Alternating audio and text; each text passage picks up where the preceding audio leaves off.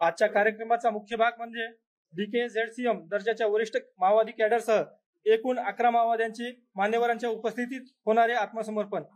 DKZCM Vimala Chandra Sidam उर्फ तारा उर्फ वसल्ला उर्फ तारक्का यांच्यासह 3 DVCM, 1 उपकमांडर, 2 ACM, 4 दलम सदस्य दर्जाचे माओवादी सदस्य हे आज मान्यवरांच्या उपस्थितीत आत्मसमर्पण करीत आहेत।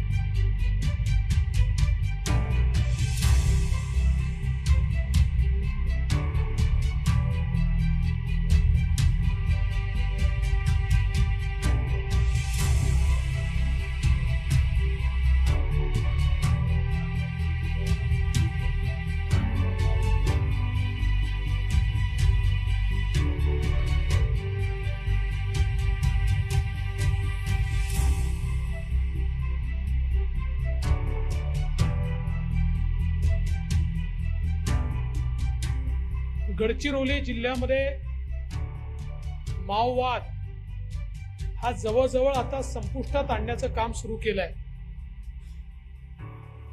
उत्तर गडचिरोली